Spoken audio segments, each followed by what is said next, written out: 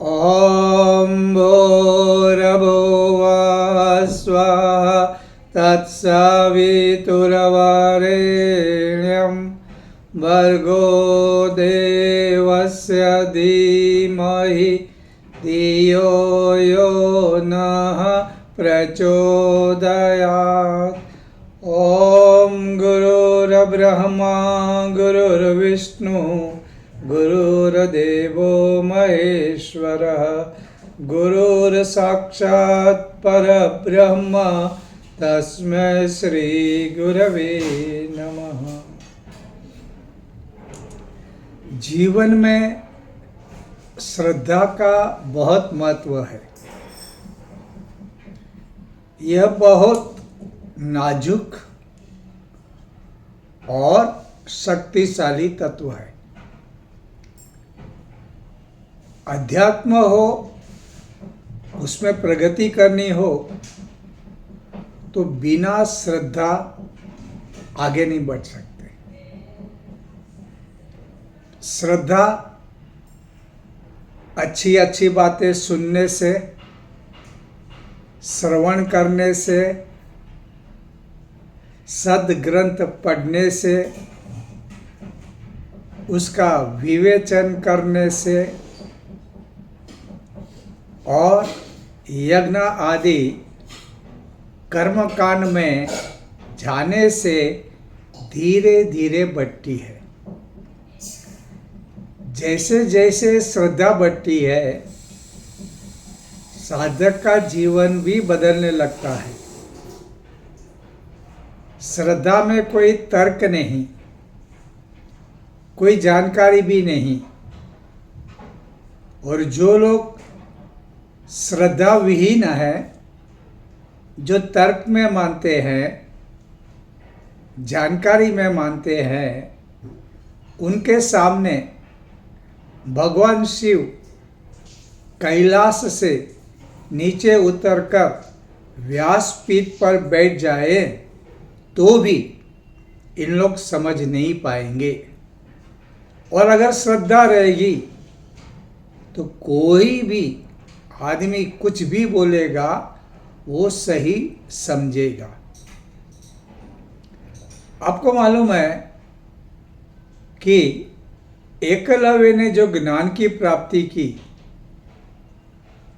द्रोणाचार्य ने मना कर दिया, लेकिन उसका पुतला बना के जो ज्ञान प्राप्त किया, और वो ज्ञान वो भी जो द्रोणाचार्य के बहुत सारे शिष्यों ने भी प्राप्त नहीं किया था, वो एकलव्य ने प्राप्त किया। बात क्या थी? बात थी श्रद्धा की। शबरी जंगल में बैठे बैठे रोज इंतजार करती थी, मेरी झोपड़ी में राम आएंगे। ये उसके मन में एक श्रद्धा थी, राम आएंगे और पक्का आएंगे। न कोई वादा था, न कोई हिसाब था, न कोई बातचीत हुई थी, लेकिन श्रद्धा, और श्रद्धा सच हुई। और एक दिन सचमुच में भगवान राम वहाँ पे पधारे। तो श्रद्धा में कोई तर्क नहीं होता है, कोई लॉजिक नहीं होता है, लेकिन श्रद्धा से ज़्यादा शक्तिशाली इस दुनिया में और कुछ भी नहीं। श्रद्धा इतनी बलवान है। अब भगवद गीता पढ़ो, वेद पढ़ो, उपनिषद पढ़ो और महान संतों की बातें श्रवण करो। उसमें उन्होंने श्रद्धा के बारे में बहुत कुछ कहा है। ये श्रद्धा किस तरह जीवन में काम करती है, उसका एक एग्जाम्पल मैं आपको देता हूँ। अगर आप गंगा किनारे चले जाओगे, आगे आगे ऋषिकेश पार करोगे, धीरे धीरे हिमालय की छाया से आगे आगे बढ़ते जाओगे, कभी कभी एकांत आएगा और फिर आगे जाओगे, हिमालय तक पहुंच जाओगे, तो वहाँ पे उछलती उफनती गंगा मिलेगी। वहाँ का वातावरण बहुत पवित्र होता है। वहाँ पर कितने तपस्वी तप करते हैं, गुफा में रहते हैं और अपने गुरु के आदेश और उनकी सेवा करते करते ज्ञान की प्राप्ति करते हैं। ये इतना आसान नहीं होता है कि वो आकर बैठ जाए और फल फ्रूट खाते रहे। उन्हें बहुत मेहनत करनी पड़ती है, शरीर से भी मन से भी, और उनकी भावनाएं भी, संवेदनाएं भी कभी कभी उछलती है। वहाँ पे भय भी होता है, वहाँ पे जानवर भी आते हैं, सांप बिच्छू भी रहते हैं। ठंडी ऐसी होती है कि सामान्य लोग सहन नहीं कर पाते। इसके बावजूद भी जो गुरु होते हैं वे सारी व्यवस्था देख लेते हैं। खाने पीने के लिए कंदमूल होते हैं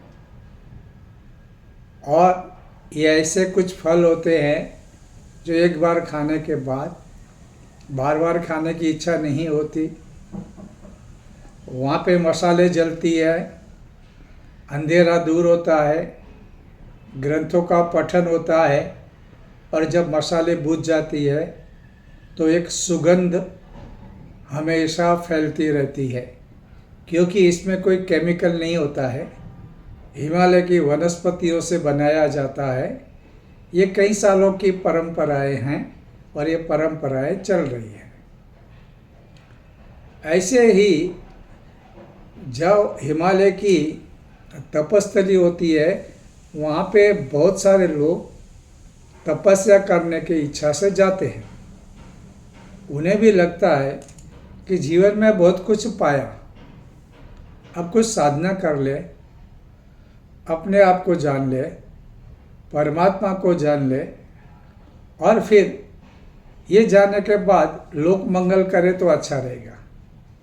क्योंकि लोक मंगल करने के लिए कोई खोटा आदमी आ जाए, समाज सेवा के नाम पे कोई खोटा आदमी आ जाए तो गलत बातें होती है।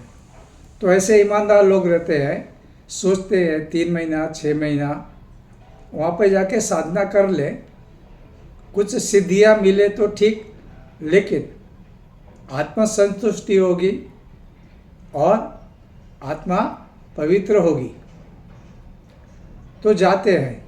हालांकि बहुत से लोग फ़ौरन वापस आते हैं, क्योंकि वहाँ की ठंडी से नहीं होती है, वहाँ का खाना पीना नहीं सस्ता है। गुरु के जो आदेश होते हैं उनमें उनका अहंकार ठेस पाता है, उनको लगता है मुझे ये कौन कहने वाला। ऐसे जो लोग होते हैं ये कुछ दिनों में वापस आ जाते हैं, लेकिन कुछ लोग टिक जाते हैं। वैसा ही त्रिवेणी जो घाट है ऋषिकेश का, उसी मार्ग पे एक साधक पहुंचा। वहाँ पे देखा कि एक गुरु अपने शिष्यों को इकट्ठा करके ज्ञान की बात कर रहा है। वो भी वहाँ बैठा। उसने सोचा इसको गुरु बना लेते हैं और इन्हीं के पास रहकर तप करेंगे, साधना करेंगे, ज्ञान प्राप्ति करेंगे। आत्म साक्षात्कार नहीं हुआ तो भी आत्मा के बारे में कुछ तो जानेंगे। और फिर वे वहाँ पर बैठे बैठे होता था क्या, ये जो साधक था वहाँ पे एक आश्रम में एक कमरा बुक किया था। वो कमरे में रहता था, वहाँ पे उसे भोजन भी मिलता था। तो पहले वो प्रवचन सुनने बैठा तो वो संत महात्मा बता रहे थे कि अगर आप श्रद्धा रखते हो परमात्मा पे तो इस दुनिया में कोई चीज़ असंभव नहीं। आप भवसागर तैर जाओगे। उस संत पुरुष ने वापस रिपीट किया, अगर आपके अंदर श्रद्धा है परमात्मा के ऊपर तो दुनिया में कुछ भी असंभव नहीं है। आप यह भवसागर भी पार कर सकते हो। इसने सुना, प्रसाद लिया, फिर अपना कमरा बुक किया था तो वहाँ जाने के लिए रवाना हुआ और गंगा बह रही थी तो उसने भगवान का नाम लिया, उस संत पुरुष के वचन को याद किया कि अगर परमात्मा पे श्रद्धा है तो कुछ भी असंभव नहीं, और उसने प्रार्थना करके भगवान को नमस्कार करके गंगा मैया को नमस्कार करके उसके ऊपर चलने लगा। उसने कहा अगर भवसागर भी पार हो सकता है तो गंगा नदी पार क्यों नहीं होगी। और सचमुच में वो गंगा नदी पर चल के सामने किनारे के आश्रम में पहुंचे। फिर उनको लगा ये तो गुरु की कृपा हुई, गुरु के कारण मुझे ये सिद्धि मिली। तो दूसरे दिन गए और उन्होंने कहा, गुरुजी आपका प्रवचन मैंने सुना, आपकी बातें मैंने समझी, आपने जो श्रद्धा के बारे में बोला वो बिल्कुल सच है। मैंने इसे देखा तो आप मेरे घर चलिए, आश्रम में जगह है, अब आप मेरे कमरे में आए, मैं आपकी सेवा करूँगा, लेकिन मेरी इच्छा है आप आए वहाँ पे। तो संत महात्मा ने कहा कि ठीक है, तुम्हारी इतनी इच्छा है तो चलते हैं। शाम को वे चले तो उस साधक ने तो कहा कि चले, तो उसने कहा भैया नाव को आने दो, नाव आने के बाद जा सकते हैं ना, अभी कैसे जाएंगे। उसने कहा चलो देखो, और वो साधक गंगा पे चलने लगा, सामने किनारे पहुंचा और उसने कहा गुरुजी आप भी आ जाइए। गुरु ने कहा ये कैसे हो सकता है, बिना नाव में नहीं आ सकता। तो बोला गुरुजी आपने तो कहा था कि पूर्ण श्रद्धा हो तो कुछ असंभव नहीं। गुरु ईमानदार थे, उसने कहा बेटा ये तो मैं कहने के लिए कहता था, ये मैं जो पढ़ा था वो कहता था, वो जो सुना था मैंने वो कहा, लेकिन मेरे मन में कभी वो श्रद्धा प्रकट नहीं हुई जो तेरे मन में हुई। मैं तुझे वंदन करता हूँ। ये श्रद्धा का चमत्कार है। ये श्रद्धा साधक ने सुनी और मानी, लेकिन गुरु जो श्रद्धा के बारे में बता रहे थे, प्रवचन दे रहे थे, उन्होंने कहीं पे सुना था, कहीं पर पढ़ा था और उन्होंने कह दिया। एक जानकारी होती है वैसा उन्होंने दे दिया, लेकिन साधक ने मान लिया कि ये संभव है, परमात्मा के ऊपर श्रद्धा ये कुछ भी करवा सकती है, और उसने किया। तो श्रद्धा कोई तर्क नहीं, कोई विचार नहीं, यह सिर्फ अंदर से आती हुई एक सात्विक शक्ति है। इस दुनिया में जितने भी महान लोग हुए, आप परम पूज्य गुरुदेव का एग्जाम्पल ले लो। दादा गुरुदेव ने जो कहा उनके ऊपर उन्होंने पूरी श्रद्धा रखी। वाय, क्यों, ऐसा कभी सवाल नहीं किया। हिमालय चले हो तो हिमालय चले गए, 24 लाख के 24 गायत्री महापुरुष शरण करो, कर दिए। जो भोजन की व्यवस्था की, कभी पूछा नहीं ऐसा क्यों। और आज अब उसका फल देख रहे हो, इतने आश्रम, इतनी शक्तिपीठें, चेतना केंद्र, और घर घर गांव गांव में गायत्री उपासक, गायत्री साधक, गायत्री यज्ञ दुनिया के, भारत के नहीं, दुनिया के कोने कोने में चल रहे हैं। ये कैसे हुआ? गुजरात के जलाराम बापा, अब उनकी श्रद्धा के बारे में देखिए क्या हो रहा है। अभी भी वे नहीं, उनका शरीर नहीं, लेकिन बिना कोई दाम लिए, बिना एक पैसा लिए व्यवस्था होती है। लोग आते हैं, कभी भी भोजन पेट भर के मिलता है, सारी व्यवस्था बिना कोई पैसा लिए। और हमारे यहाँ ऐसे गायत्री परिवार है जो अयाचक व्रत लेकर 40-50 सालों से यह प्रज्ञा केंद्र चला रहे हैं, लेकिन कभी कोई पैसे की कमी नहीं आई। इसमें मुख्य बात क्या है? श्रद्धा है।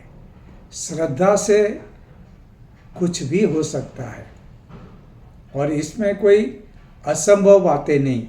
अभी तक तो हम लोगों ने हमारे शास्त्रों में पढ़ा है, जब हम भागवत वेद पढ़ते हैं, भगवद गीता में भी श्रद्धा के बारे में भगवान कृष्ण ने बहुत कुछ कहा है। और ऐसे बहुत से लोग हैं जो श्रद्धा से बहुत कुछ प्राप्त कर चुके हैं। और इसके लिए अगर आप वेस्टर्न में जो आजकल किताबें निकलती हैं, ज़्यादा करके वहाँ पे जो बीमारियाँ होती है, असाध्य बीमारियाँ, वे श्रद्धा, प्रेम और विश्वास से उनकी दूरी करते हैं।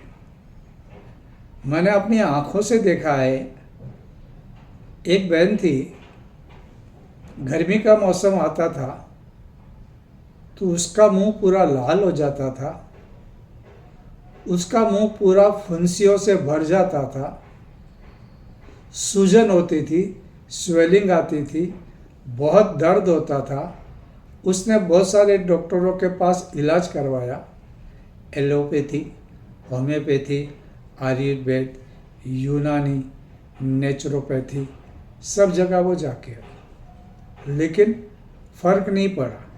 डॉक्टरों ने कहा अब किधर भी जाओ, इवन अमेरिका भी जाओ, ये बीमारी ऐसी है जो अच्छी नहीं हो सकती। जब गर्मी का मौसम आएगा तो ऐसा ही होगा, इसकी कोई दवा नहीं है। हम जो दवा देते हैं टेम्परवरी, उससे तुमको थोड़ा सा आराम मिलेगा, दर्द कम होगा, लेकिन इसका कोई इलाज नहीं है। वो परेशान हो चुकी। बाद में उसको किसी एक मित्र ने कहा, मैं एक सज्जन आदमी को जानता हूँ जो तुम्हारा इलाज करवाएगा। और उस आदमी ने उसके अंदर श्रद्धा का श्रद्धा को विकसित किया। उन्होंने बताया परमात्मा और परमात्मा के जो बेटे होते हैं, जो संत महात्मा होते हैं, उनके आशीर्वाद से सब कुछ हो सकता है। और इसके लिए कुछ दिनों जो परम पूज्य गुरुदेव ने किताब लिखी है छोटी सी, कि द्वेष, नफरत, क्षमा करना, ऐसे गुण डेवलप करवाए और साथ साथ श्रद्धा को बढ़ाते गए।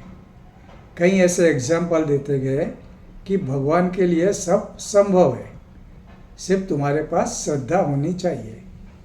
और जैसे मैंने कहा कि बार बार श्रवण करने से, बार बार अच्छे विचार पढ़ने से श्रद्धा डेवलप होती है। उसके अंदर पूरी श्रद्धा डेवलप हुई और उस वातावरण में रहने लगी जो वातावरण श्रद्धामय था। और आप बिलीव नहीं करेंगे, उस वातावरण में गर्मी का मौसम आया, उसके मुंह पे एक भी फुंसी नहीं आई, उसके चेहरे पे वो बीमारी गायब हो गई। उन्होंने सोचा ये कुछ दिनों के बाद आएगी, लेकिन पूरा गर्मी का मौसम बढ़ गया, उसे कुछ नहीं हुआ। दूसरा साल आया, वो बीमारी गायब हो गई। अब ये भगवान के ऊपर की श्रद्धा, कोई कहता है ये सबकॉन्शियस माइंड का पावर काम किया, जो भी हो, जब कोई भी व्यक्ति श्रद्धा डेवलप करवाता है तो ये श्रद्धा कुछ भी चमत्कार कर सकती है। ये श्रद्धा कुछ भी चमत्कार कर सकती है। जिसे मेडिकल साइंस कहता है असंभव, वो संभव होता है आसानी से। और ऐसे एग्जाम्पल एक नहीं, कई होते हैं। और ये कोई अंधविश्वास भी नहीं, ये बातें होती हैं। मैंने एक और बात सुनी थी, एक आदमी को असाध्य बीमारी लगी, डॉक्टरों ने गोल गोल बातें की, उसकी पत्नी परेशान हो गई, डर भी गई। फिर एक दिन अपने गुरु के बारे में कोई लेख पढ़ रही थी, तो उसे लगा जो गुरु मुर्दों में जान दे सकते हैं तो क्या मेरे बीमार पति को अच्छा नहीं कर सकते। और उसने सवेरे उठकर प्रार्थनाएं शुरू कर दी, गुरु के पास बातें करनी शुरू कर दी, और ये चमत्कार हुआ, उसका पति अच्छा हो गया। डॉक्टर ने बोला ये तो असंभव था, लेकिन ये संभव होता है। मैं आपको कई ऐसी किताबें बता सकता हूँ जिनमें ऐसे प्रैक्टिकल एग्जाम्पल हैं जहाँ पे वेस्टर्न कंट्री के बड़े बड़े डॉक्टरों ने कहा था इसमें कुछ भी नहीं हो सकता, लेकिन होता है। कब? जब उसके अंदर श्रद्धा जगे। असली श्रद्धा जगती है भगवान के ऊपर या तो गुरु के ऊपर। देखो क्या होता है, जैसे मैंने पहले कहा कि अगर श्रद्धा नहीं रहेगी तो भगवान शंकर कैलाश से आके अपने इधर मुंबई में व्यासपीठ पे बैठेंगे तो कोई भी बात उसकी नहीं मानेगा। लेकिन अगर श्रद्धा है, जैसे हमारे यहाँ गणपति आते हैं, कुछ लोग क्या कहते हैं, एक गणपति बनाने वाला तो मजदूर है, वो तो रात को दारू पी के गणपति बनाता है, इस गणपति में क्या है। ये माता जी का जो नवरात्रि होता है, यहाँ पे तो कुछ भी लोग खाते पीते, इससे क्या मिलेगा। लेकिन जो श्रद्धावान है उन्हें सब कुछ मिलता है। गणपति घर पे आते हैं तो वो समझते नहीं है मिट्टी का गोला है, वो समझते बापा सचमुच में आए। अब बापा ध्यान रखेंगे घर की, अब मैं फिक्र क्यों करूं। वो चिंता रहित होता है, खाना पीना, स्वाद, मज़ा, दोस्तों को बुला के हंसी मजाक, क्योंकि बापा घर में है, उसको अच्छा लगता है। रात को भी दिया लाइट जला के रखो, बापा बैठे हुए हैं, उनको लगता नहीं है मिट्टी का गोला है, इसको बनाने वाला कौन था, कैसा था, ये मिट्टी कहाँ से आई, ये रंग में कौन सा केमिकल है, वो नहीं सोचता। अगर ऐसा सोचा तो उसके लिए मिट्टी है तो मिट्टी का फल मिलेगा। योगानंद महाराज ने अपनी आत्मकथा में भी अपने गुरु की परीक्षा लेने के लिए उन्होंने कहा, तो श्रद्धा से उन्होंने 2-3 प्रयोग किए तो सफल हुए, तब से उन्हें श्रद्धा बैठ गई। क्या होता, श्रद्धा होती है ना तो कुछ भी असंभव नहीं। अध्यात्म की पहली शर्त है श्रद्धा। श्रद्धावान बने और सचमुच में जीवन को सुखी बनाए, जीवन सचमुच में असंभव चीज़ों को संभव करेगा। आज के लिए